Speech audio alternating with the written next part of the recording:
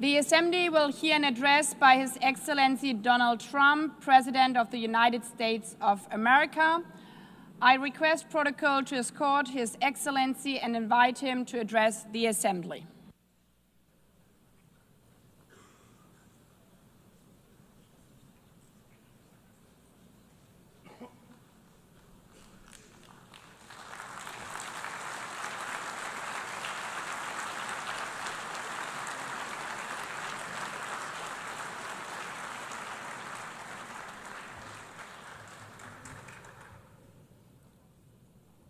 Thank you very much. Very much appreciated.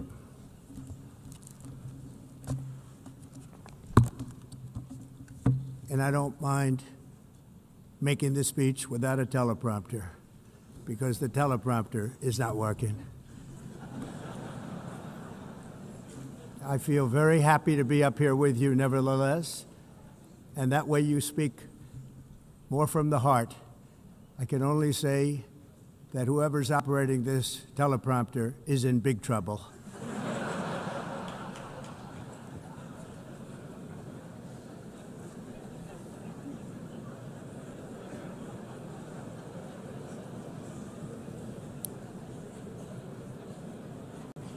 Hello, Madam First Lady. Thank you very much for being here. And Madam President, Mr. Secretary General, First Lady of the United States, distinguished delegates, ambassadors, and world leaders.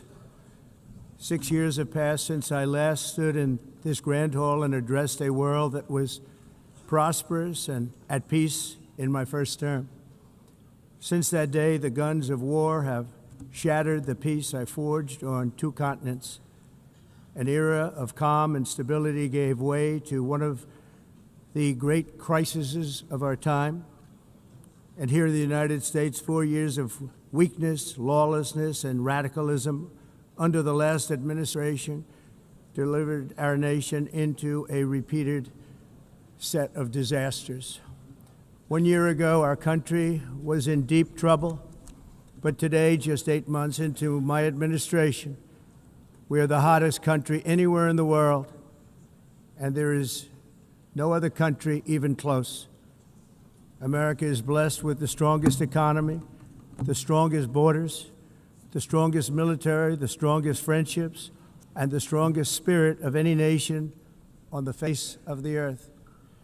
This is indeed the golden age of America. We are rapidly reversing the economic calamity we inherited from the previous administration, including ruinous price increases and record-setting inflation like we've never had before. Under my leadership, energy costs are down, gasoline prices are down, grocery prices are down, mortgage rates are down, and inflation has been defeated.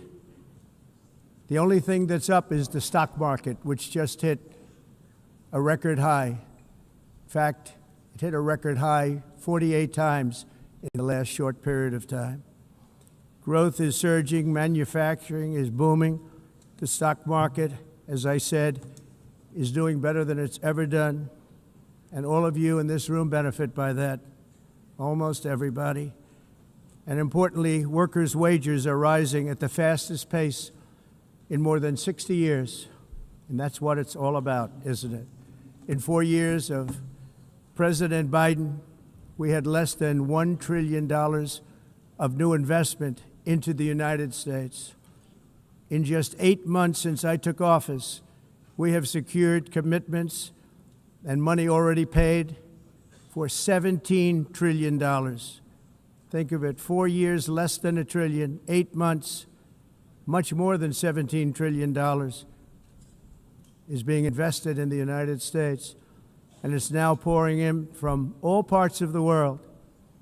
We've implemented the largest tax cuts in American history and the largest regulation cuts in American history, making this once and again the best country on earth to do business. And many of the people in this room are investing in America, and it's turned out to be an awfully good investment during this 8-month period. In my first term, I built the greatest economy in the history of the world. We had the best economy ever, history of the world. And I'm doing the same thing again, but this time it's actually much bigger and even better. The numbers far surpass my record-setting first term. On our southern border, we have successfully repelled a colossal invasion, and for the last 4 months, and that's 4 months in a row, the number of illegal aliens admitted and entering our country has been 0. Hard to believe, because if you look back just a year ago, it was millions and millions of people pouring in from all over the world, from prisons, from mental institutions, drug dealers. All over the world they came. They just poured into our country with the ridiculous open border policy of the Biden administration. Our message is very simple. If you come illegally into the United States, you're going to jail, or you're going back to where you came from, or perhaps even further than that. You know what that means. I want to thank the country of El Salvador for the successful and professional job they've done in receiving and jailing so many criminals that entered our country. And it was under the previous administration that the number became record-setting, and they're all being taken out. We have no choice. And other countries have no choice, because other countries are in the exact same situation with immigration. It's destroying your country, and you have to do something about it. On the world stage, America is respected again like it has never been respected before. You think about 2 years ago, 3 years ago, 4 years ago, or 1 year ago, we were a laughingstock all over the world. At the NATO summit in June, virtually all NATO members formally committed to increase defense spending, at my request, from 2% to 5% of GDP, making our alliance far stronger and more powerful than it was ever before. In May, I traveled to the Middle East to visit my friends and rebuild our partnerships in the Gulf, and those valued relationships with Saudi Arabia, Qatar, and the UAE and other countries are now, I believe, closer than ever before. My administration has negotiated one historic trade deal after another, including with the United Kingdom, the European Union, Japan, South Korea, Vietnam, Indonesia, the Philippines, Malaysia, and many, many others. Likewise, in a period of just 7 months, I have ended 7 unendable wars. They said they were unendable. You're never going to get them solved. Some were going for 31 years, 2 of them, 31, think of it, 31 years. One was 36 years. One was 28 years. I ended 7 wars. And in all cases, they were raging with countless thousands of people being killed. This includes Cambodia and Thailand, Kosovo and Serbia, the Congo and Rwanda, a vicious, violent war that was, Pakistan and India, Israel and Iran, Egypt and Ethiopia, and Armenia and Azerbaijan. It included all of them. No president or prime minister, and for that matter, no other country has ever done anything close to that. And I did it in just 7 months. It's never happened before. There's never been anything like that. I'm very honored to have done it. It's too bad that I had to do these things instead of the United Nations doing them. And sadly, in all cases, the United Nations did not even try to help in any of them. I ended 7 wars, dealt with the leaders of each and every one of these countries, and never even received a phone call from the United Nations offering to help in finalizing the deal. All I got from the United Nations was an escalator that on the way up stopped right in the middle. If the First Lady wasn't in great shape, she would have fallen, but she's in great shape. We're both in good shape. We both stood. And then a teleprompter that didn't work. These are the two things I got from the United Nations, a bad escalator and a bad teleprompter. Thank you very much. And by the way, it's working now. It just went on. Thank you. I think I should just do it the other way. It's easier. Thank you very much. I didn't think of it at the time because I was too busy working to save millions of lives. That is the saving and stopping of these wars. But later I realized that the United Nations wasn't there for us. They weren't there. I thought of it really after the fact, not during these negotiations, which were not easy. That being the case, what is the purpose of the United Nations? The UN has such tremendous potential. I've always said it. It has such tremendous, tremendous potential, but it's not even coming close to living up to that potential. For the most part, at least for now, all they seem to do is write a really strongly worded letter and then never follow that letter up. It's empty words, and empty words don't solve war. The only thing that solves war and wars is action. Now, after ending all of these wars and also earlier negotiating the Abraham Accords, which is a very big thing for which our country received no credit, never receives credit. Everyone says that I should get the Nobel Peace Prize for each one of these achievements. But for me, the real prize will be the sons and daughters who live to grow up with the mothers and fathers, because millions of people are no longer being killed in endless and unglorious wars. What I care about is not winning prizes, it's saving lives. We saved millions and millions of lives with the 7 wars. And we have others that we're working on, and you know that. Many years ago, a very successful real estate developer in New York, known as Donald J. Trump, I bid on the renovation and rebuilding of this very United Nations complex. I remember it so well. I said at the time that I would do it for $500 million, rebuilding everything. It would be beautiful. I used to talk about, I'm going to give you marble floors. They're going to give you terrazzo. I'm going to give you the best of everything. You're going to have mahogany walls. They're going to give you plastic. But they decided to go in another direction, which was much more expensive at the time, and which actually produced a far inferior product. And I realized that they did not know what they were doing when it came to construction, and that their building concepts were so wrong, and the product that they were proposing to build was so bad and so costly. It was going to cost them a fortune. And I said, and wait till you see the overruns. Well, I turned out to be right. They had massive cost overruns and spent between $2 and $4 billion on the building and did not even get the marble floors that I promised them. You walk on terrazzo. Do you notice that? As far as I'm concerned, frankly, looking at the building and getting stuck on the escalator, they still haven't finished the job.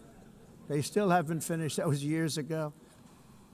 The project was so corrupt that Congress actually asked me to testify before them on the tremendous waste of money, because it turned out that they had no idea what it was, but they knew it was anywhere between $2 and $4 billion as opposed to $500 million with a guarantee. But they had no idea, and I said it cost much more than $5 billion. Unfortunately, many things in the United Nations are happening just like that, but on an even much bigger scale, much, much bigger. Very sad to see. Whether the UN can manage to play a productive role, I've come here today to offer the hand of American leadership and friendship to any nation in this assembly that is willing to join us in forging a safer, more prosperous world. And it's a world that we'll be much happier with. A dramatically better future is within our reach.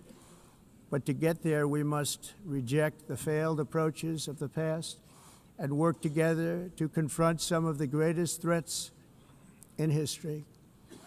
There is no more serious danger to our planet today than the most powerful and destructive weapons ever devised by man, of which the United States, as you know, has many. Just as I did in my first term, I've made containing these threats a top priority, starting with the nation of Iran. My position is very simple. The world's #1 sponsor of terror can never be allowed to possess the most dangerous weapon. That's why, shortly after taking office, I sent the so-called Supreme Leader a letter making a generous offer. I extended a pledge of full cooperation in exchange for a suspension of Iran's nuclear program. The regime's answer was to continue their constant threats to their neighbors and U.S. interests throughout the region and some great countries that are right nearby. Today, many of Iran's former military commanders, in fact, I can say almost all of them, are no longer with us. They're dead. And 3 months ago, in Operation Midnight Hammer, 7 American B-2 bombers dropped the 14 30,000-pound each bombs on Iran's key nuclear facilities, totally obliterating everything. No other country on earth could have done what we did. No other country has the equipment to do what we did. We have the greatest weapons on earth. We hate to use them. But we did something that for 22 years people wanted to do. With Iran's nuclear enrichment capacity demolished, I immediately brokered an end to the 12-day war, as it's called, between Israel and Iran, with both sides agreeing to fight no longer. As everyone knows, I have also been deeply engaged in seeking a ceasefire in Gaza. Have to get that done. Have to get it done. Unfortunately, Hamas has repeatedly rejected reasonable offers to make peace. We can't forget October 7th, can we?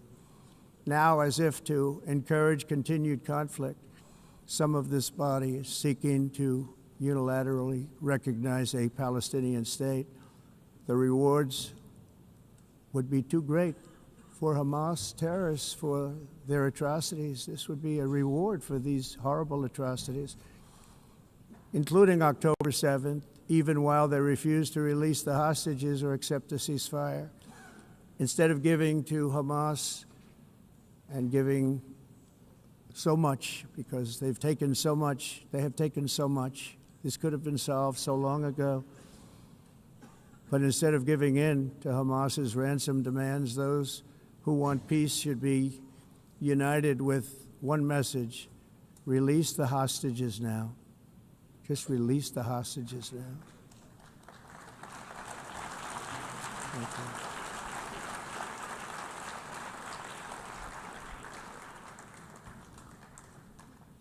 Thank you.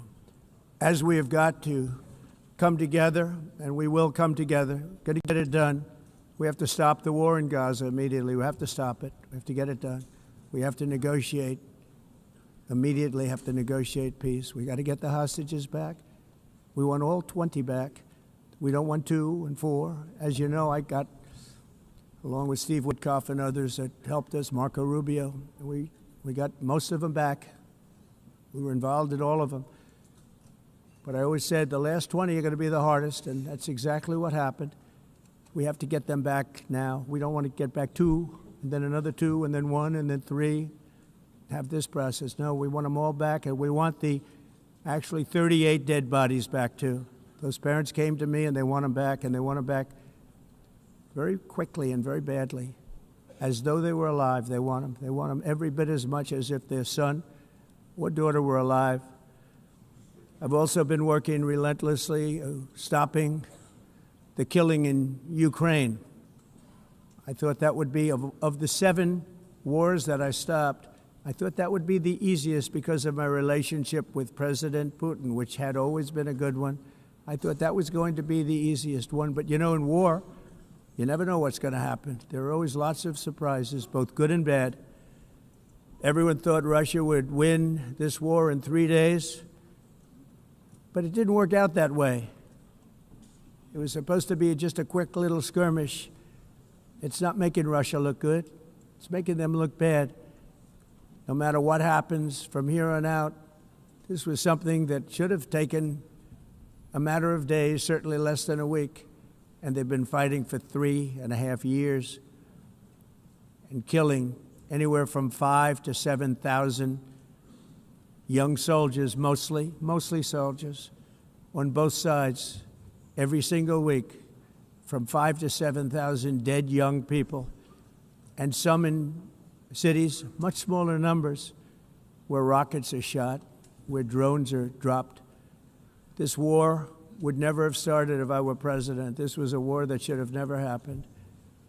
It shows you what leadership is, what bad leadership can do to a country. Look what happened to the United States, and look where we are right now in just a short period of time. The only question now is how many more lives will be needlessly lost on both sides. China and India are the primary funders of the ongoing war by continuing to purchase Russian oil. But inexcusably, even NATO countries have not cut off much Russian energy and Russian energy products, which, as you know, I found out about 2 weeks ago, and I wasn't happy. Think of it. They're funding the war against themselves. Who the hell ever heard of that one? In the event that Russia is not ready to make a deal to end the war, then the United States is fully prepared to impose a very strong round of powerful tariffs, which would stop the bloodshed, I believe, very quickly. But for those tariffs to be effective, European nations, all of you are gathered here right now, would have to join us in adopting the exact same measures. I mean, you're much closer to this. We have an ocean in between. You're right there. And Europe has to step it up. They can't be doing what they're doing. They're buying oil and gas from Russia while they're fighting Russia. It's embarrassing to them, and it was very embarrassing to them when I found out about it, I can tell you that. But they have to immediately cease all energy purchases from Russia. Otherwise, we're all wasting a lot of time.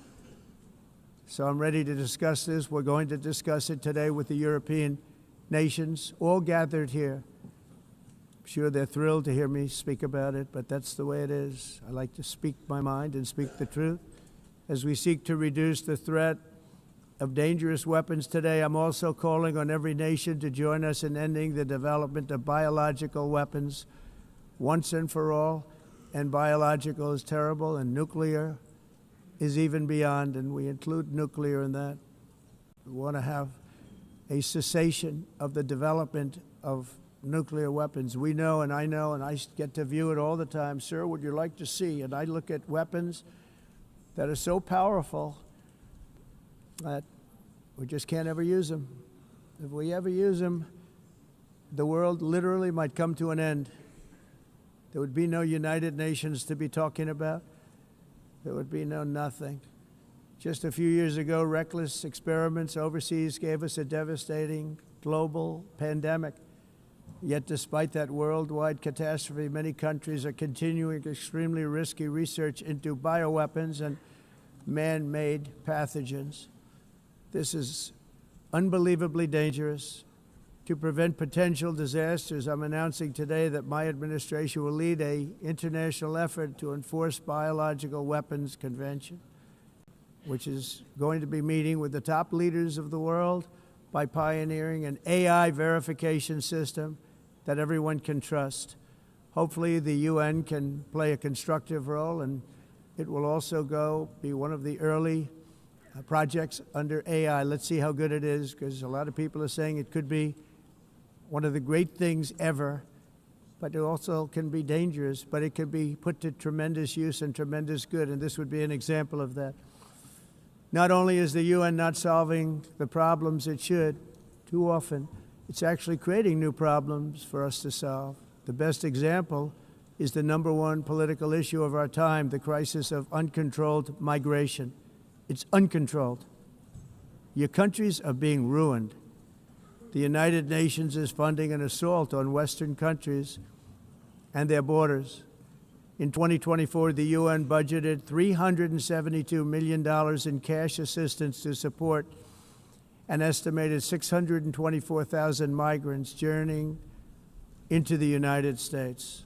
Think of that. The UN is supporting people that are illegally coming into the United States, and then we have to get them out.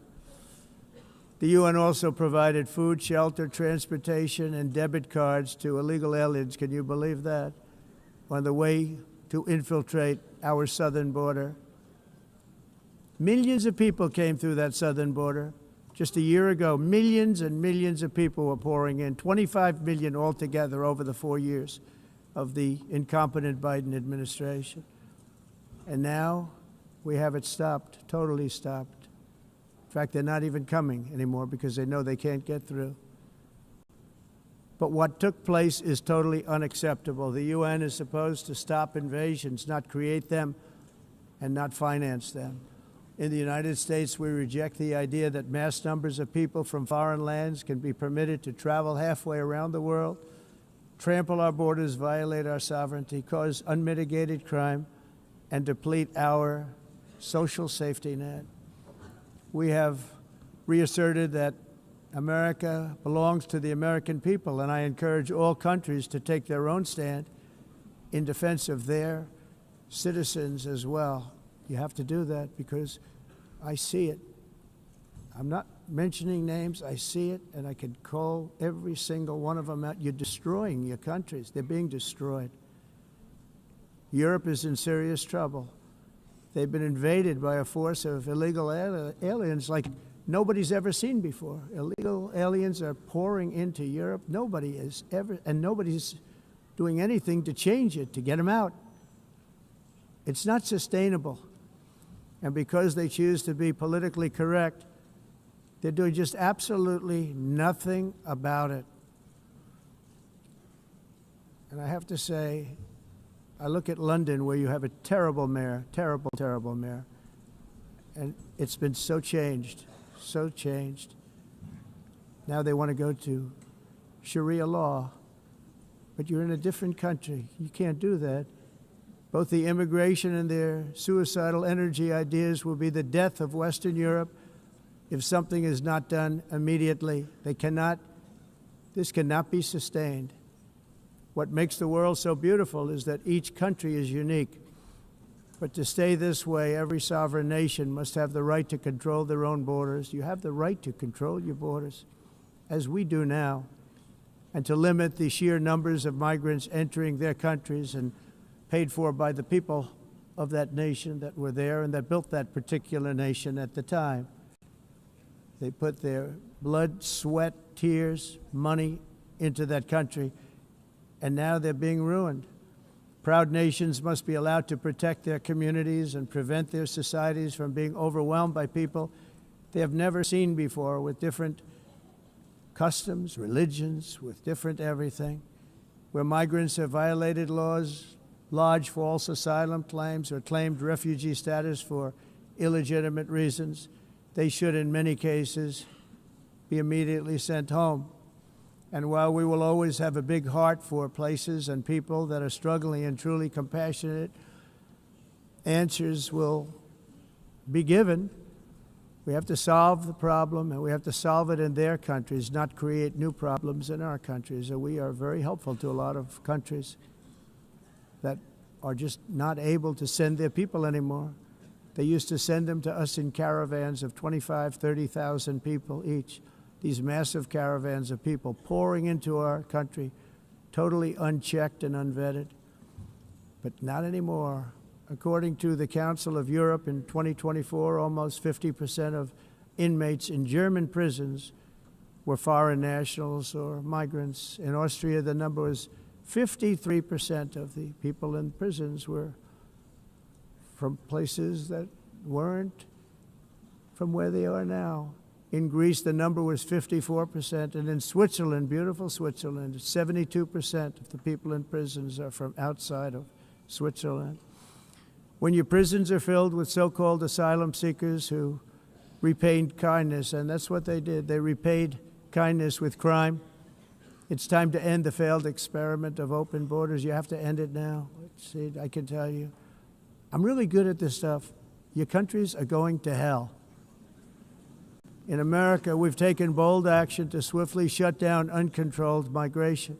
Once we started detaining and deporting everyone who crossed the border, and removing illegal aliens from the United States, they simply stopped coming. They're not coming anymore. We're getting a lot of credit, but they're not coming anymore. This was a humanitarian act for all involved, because on the trips up, thousands of people a week were dying. Women were being raped. Nobody's ever seen anything like it. Raped, horribly beaten, raped.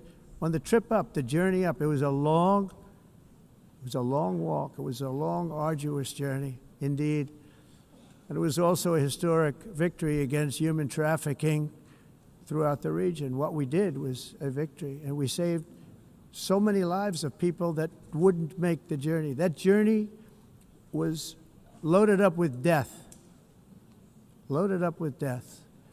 Dead bodies all along the roads of jungles to get up. They go through jungles, they go through areas so hot you couldn't breathe. They were dying of suffocation, areas so hot that you couldn't breathe. Dead bodies all over. By them not coming, we're saving tremendous numbers of lives. My people have done a fantastic job in doing what they did, and the American public agrees with it. I mean, I was very proud to see this morning I have the highest poll numbers I've ever had. Part of it is because of what we've done on the border. I guess the other part is what we've done on the economy. Joe Biden's policies empowered murderous gangs, human smugglers, child traffickers, drug cartels, and prisoners from all over the world. The previous administration also lost nearly 300,000 children. Think of that. They lost more than 300,000 children, little children, who were trafficked into the United States on the Biden watch, many of whom have been raped, exploited, and abused, and sold. Sold. Nobody talks about that. The fake news doesn't write about it. With many others, young children who are missing or dead. And we found a lot of these children, and we're sending them back. And we've been sending them back to their parents. They said, nobody knows who they are. They said, where do you come from? And they'll give us a country, and we'll find out, and we'll figure it out, and we'll bring them back to their homes. And the mother and father rush to the door, and their tears in their eyes. They can't believe that they're seeing their son or daughter, their little son or daughter again. We've done almost 30,000 of them so far. Any system that results in the mass trafficking of children is inherently evil. Yet that is exactly what the globalist migration agenda has done, and it's what it's all about. In America, those days, as you know, are over. The Trump administration is working, and we are continuing to work to track down the villains that are causing this problem, and also, as I said, to get back the 30,000 we've already returned. Now I think we're going to have another. We're going to find a lot. You're not going to find all of them. 300, more than 300,000. They're lost or they're dead. They're lost or they're dead because of the animals that did this. To protect our citizens, I've also designated multiple savage drug cartels as far as and you see this, and you see it happening right before your eyes. Let's put it this way. People don't like taking big loads of drugs in boats anymore. There aren't too many boats that are traveling on the seas by Venezuela. They tend not to want to travel very quickly anymore. And we've virtually stopped drugs coming into our country by sea. We call them the water drugs. They kill hundreds of thousands of people. I've also designated multiple savage drug cartels as far as foreign terrorist organizations, along with two bloodthirsty transnational gangs, probably the worst gangs anywhere in the world, MS-13 and Tren de Aragua. Tren de Aragua is from Venezuela, by the way. Such organizations torture, maim, mutilate, and murder with impunity. They're the enemies of all humanity. For this reason, we've recently begun using the supreme power of the United States military to destroy Venezuelan terrorists and trafficking networks led by Nicolas Maduro. To every terrorist thug smuggling poisonous drugs into the United States of America, please be warned that we will blow you out of existence. That's what we're doing. We have no choice. Can't let it happen. They're destroying I believe we lost 300,000 people last year to drugs, 300,000. Fentanyl and other drugs. Each boat that we sink carries drugs that would kill more than 25,000 Americans. We will not let that happen. Energy is another area where the United States is now thriving like never before. We're getting rid of the falsely named renewables. By the way, they're a joke. They don't work. They're too expensive. They're not strong enough to fire up the plants that you need to make your country great. The wind doesn't blow. Those big windmills are so pathetic and so bad, so expensive to operate. Then they have to be rebuilt all the time, and they start to rust and rot. Most expensive energy ever conceived, and it's actually energy. You're supposed to make money with energy, not lose money. You lose money, the governments have to subsidize. You can't put them out without massive subsidies. And most of them are built in China, and I give China a lot of credit. They build them, but they have very few wind farms. So why is it that they build them and they send them all over the world, but they barely use them? You know what they use? Coal. They use gas. They use almost anything, but they don't like wind. But they sure as hell like selling the windmills. Europe, on the other hand, has a long way to go, with many countries being on the brink of destruction because of the green energy agenda. And I give a lot of credit to Germany.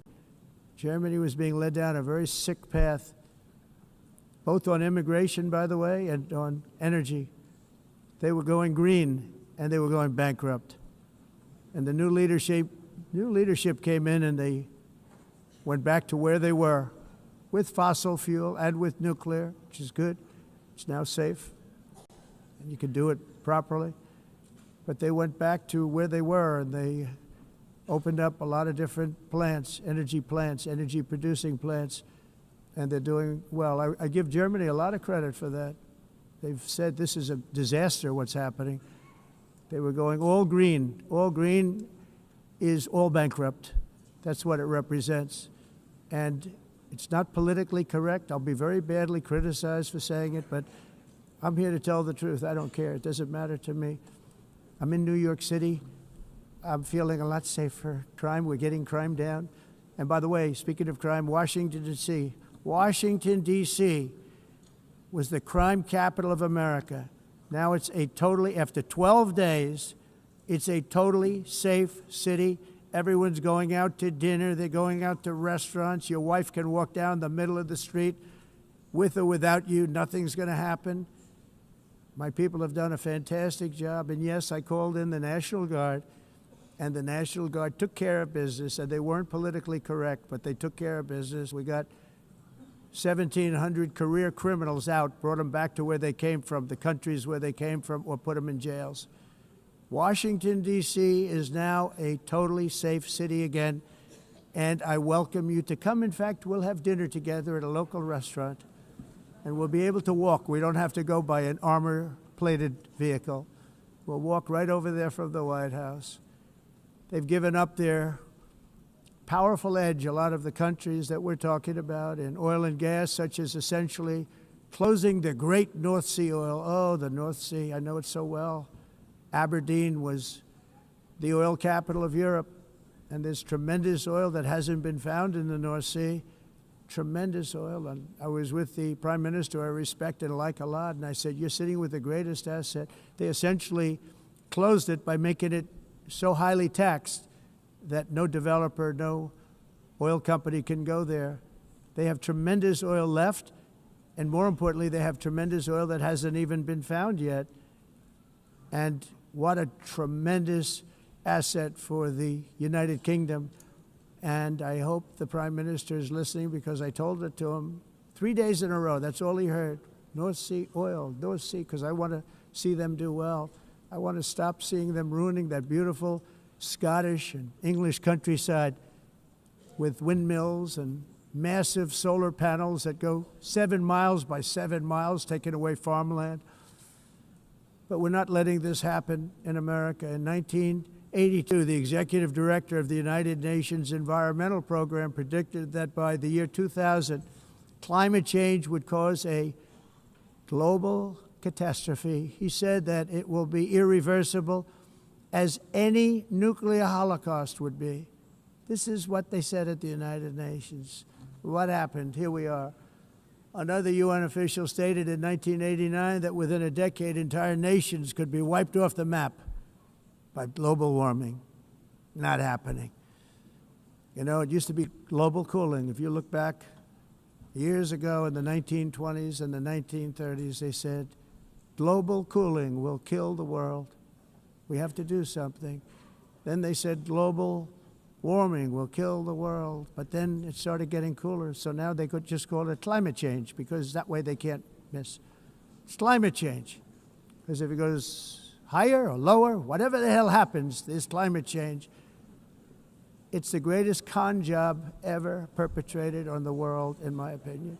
Climate change, no matter what happens, you're involved in that. No more global warming, no more global cooling. All of these predictions made by the United Nations and many others, often for bad reasons, were wrong.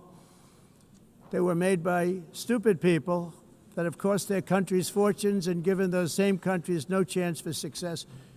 If you don't get away from this green scam, your country is going to fail. And I'm really good at predicting things, you know. They actually said during the campaign they had a hat, the best-selling hat. Trump was right about everything. And I don't say that in a braggadocious way, but it's true. I've been right about everything.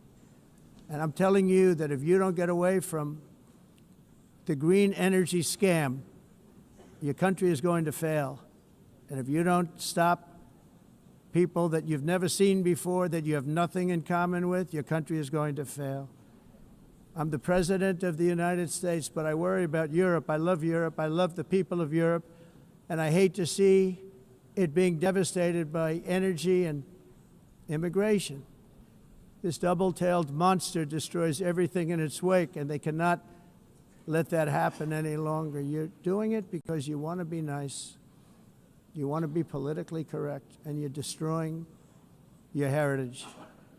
They must take control strongly and immediately of the unmitigated immigration disaster and the fake energy catastrophe before it's too late. The carbon footprint is a hoax made up by people with evil intentions, and they're heading down a path of total destruction. You know, the carbon footprint was a big, big thing a few years ago. I remember hearing about the carbon footprint, and then President Obama would get into Air Force One, a massive Boeing 747, and not a new one, an old one with old engines that spew everything into the atmosphere. He'd talk about the carbon footprint, we must do so. Then he'd get in and he'd fly from Washington to Hawaii to play a round of golf. And then he'd get back onto that big, beautiful plane and he'd fly back and he'd talk about, again, global warming and the carbon footprint. It's a con job. At extreme cost and expense, Europe reduced its own carbon footprint by 37%. Think of that. Congratulations, Europe. Great job. You cost yourself a lot of jobs, a lot of factories closed, but you reduced the carbon footprint by 37%. However, for all of that sacrifice and much more, it's been totally wiped out and then some by a global increase of 54%. Much of it coming from China and other countries that are thriving around China, which now produces more CO2 than all the other developed nations in the world. So all of these countries are working so hard on the carbon footprint, which is nonsense, by the way. It's nonsense. You know, it's interesting. In the United States, we have still radicalized environmentalists, and they want the factories to stop. Everything should stop. No more cows. We don't want cows anymore. I guess they want to kill all the cows. They want to do things that are just unbelievable, and you have it too. But you know, we have a border, strong, and we have a shape, and that shape doesn't just go straight up. That shape is amorphous when it comes to the atmosphere. And if we had the most clean air, and I think we do, we have very clean air. We have the cleanest air we've had in many, many years. But the problem is that other countries, like China, which has air that's a little bit rough, it blows And no matter what you're doing down here, the air up here tends to get very dirty because it comes in from other countries where their air isn't so clean. And the environmentalists refuse to acknowledge that. Same thing with garbage. In Asia, they dump much of their garbage right into the ocean. And over about a 1 week and 2 week journey, it flows right past Los Angeles. You've seen it. Massive amounts of garbage, almost too much to do anything about, flowing past Los Angeles, past San Francisco, and then somebody will get in trouble because he dropped a cigarette on the beach. The whole thing is crazy. The primary effect of these brutal green energy policies has not been to help the environment, but to redistribute manufacturing and industrial activity from developed countries that follow the insane rules that are put down to polluting countries that break the rules and are making a fortune. They're making a fortune. European electricity bills are now 4 to 5 times more expensive than those in China and 2 to 3 times higher than the United States. And our bills are coming way down. You probably see that our gasoline prices are way down. You know, we have an expression, drill, baby, drill, and that's what we're doing. We're going to be much lower in a year from now. But they've come way down over the last year. As a result, every air conditioner is like very uncommon to see one in some of these countries because the electric costs are so high. So while the U.S. has approximately 1,300 heat-related deaths annually, that's a lot, Europe loses more than 175,000 people to heat deaths each year because the costs are so expensive you can't turn on an air conditioner. What is that all about? That's not Europe. That's not the Europe that I love and know. All in the name of pretending to stop the global warming hoax. The entire globalist concept of asking successful industrialized nations to inflict pain on themselves and radically disrupt their entire societies must be rejected completely and totally, and it must be immediate. That's why in America I withdrew from the fake Paris Climate Accord, where, by the way, America was paying so much more than every country. Others weren't paying. China didn't have to pay until 2030. Russia was given an old standard that was easy to meet, a 1990 standard. But for the United States, we're supposed to pay like $1 trillion. And I said, this is another scam. The fact is, the United States has been taken advantage of by the world for many, many years, but not any longer, as you probably noticed. I unleashed massive energy production and signed historic executive orders to hunt for oil, but we don't have to do much hunting because we have the most oil of any nation anywhere, oil and gas in the world. And if you add coal, we have the most of any nation in the world. Clean, I call it clean, beautiful coal. You can do things today with coal that you couldn't have done 10 years ago, 15 years. So I have a little standing order in the White House.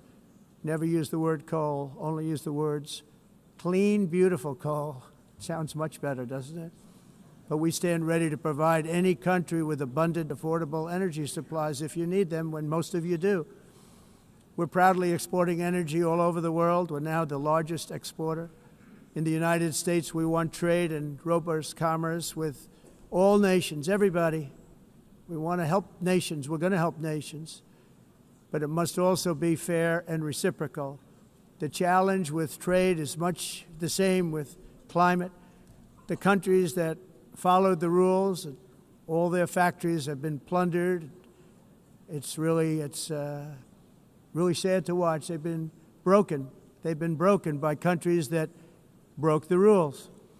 That's why the United States is now applying tariffs to other countries, and much as these tariffs were for many years applied to us, uncontrollably applied to us. We've used tariffs as a defense mechanism under the Trump administration, including my first term, where hundreds of billions of dollars in tariffs were taken in. And by the way, we had the lowest inflation, and now we have very low inflation. The only thing different is that we have hundreds of billions of dollars flowing into our country. But this is how we will ensure that the system works for everyone and is sustainable into the future. We're also using tariffs to defend our sovereignty and security throughout the world, including against nations that have taken advantage of former U.S. administrations for decades, including the most corrupt, incompetent administration in history, the sleepy Joe Biden administration. Brazil now faces major tariffs in response to its unprecedented efforts to interfere in the rights and freedoms of our American citizens and others, with censorship, repression, weaponization, judicial corruption, and targeting of political critics in the United States. I have a little problem saying this because I must tell you, I was walking in and the leader of Brazil was walking out. We saw him and I saw him, he saw me, and we embraced. And then I'm saying, can you believe I'm going to be saying this in just 2 minutes? But we actually agreed that we would meet next week. We didn't have much time to talk, like about 20 seconds. They were in retrospect, I'm glad I waited because this thing didn't work out too well. But we did talk. We had a good talk, and we agreed to meet next week, if that's of interest. But he seemed like a very nice man, actually. He liked me, I liked him. But if you, and I only do business with people I like. When I don't like them, I don't like them. But we had, at least for about 39 seconds, we had excellent chemistry. It's a good sign. But also in the past, Brazil, can you believe this, unfairly tariffed our nation, but now because of our tariffs, we are hitting them back, and we're hitting them back very hard. As president, I will always defend our national sovereignty and the rights of American citizens. So I'm very sorry to say this, that Brazil is doing poorly and will continue to do poorly. They can only do well when they're working with us. Without us, they will fail, just as others have failed. It's true. Next year, the United States will celebrate the 250th anniversary of our glorious independence, a testament to enduring power and American freedom and spirit. We will also be proudly hosting the 2026 FIFA World Cup, and shortly thereafter, the 2028 Olympics, which is going to be very exciting. I hope you all come. I hope that countless people from all over the globe will take part of these will be great celebrations of liberty and human achievement, and that together we all can rejoice in the miracles of history that began in July 4th, 1776, when we founded the light to all nations. And it's something really that an amazing thing came out of that date. It's called the United States of America. In honor of this momentous anniversary, I hope that all countries who find inspiration in our example will join us in renewing our commitment, values, and those values, really, that we hold so dear together. Let us defend free speech and free expression. Let us protect religious liberty, including for the most persecuted religion on the planet today. It's called Christianity. And let us safeguard our sovereignty and cherish qualities that have made each of our nations so special, incredible, and extraordinary. In closing, I just want to repeat that immigration and the high cost of so-called green renewable energy is destroying a large part of the free world and a large part of our planet. Countries that cherish freedom are fading fast because of their policies on these two subjects. You need strong borders and traditional energy sources if you are going to be great again. Whether you have come from north or south, east or west, near or far, every leader in this beautiful hall today represents a rich culture, a noble history, and a proud heritage that makes each nation majestic and unique, unlike anything else in human history or any other place on the face of the earth.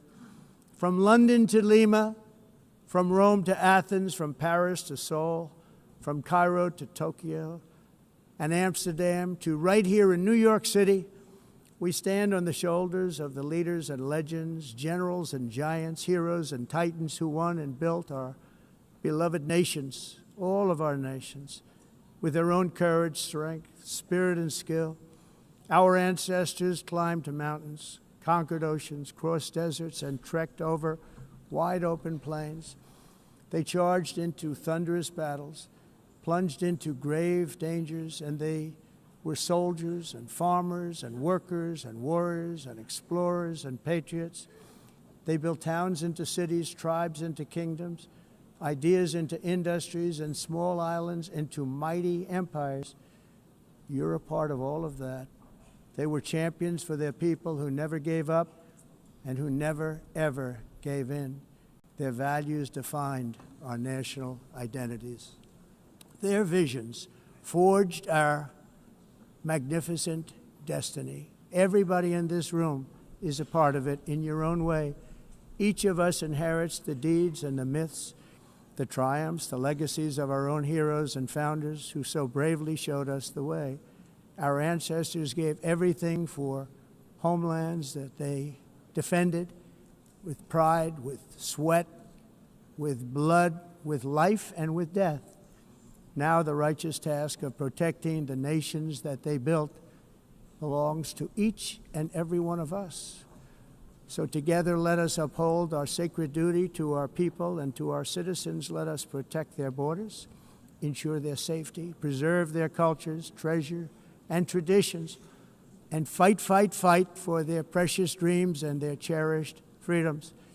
And in friendship and really a beautiful vision, let us all work together to build a bright, beautiful planet, a planet that we all share, a planet of peace and a world that is richer, better, and more beautiful than ever before. That can happen. It will happen. It will happen, and I hope it can happen and start right now, right at this moment. We'll turn it around. We're going to make our countries better, safer, more beautiful. We're going to take care of our people. Thank you very much. It's been an honor. God bless the nations of the world. Thank you very much. Bye.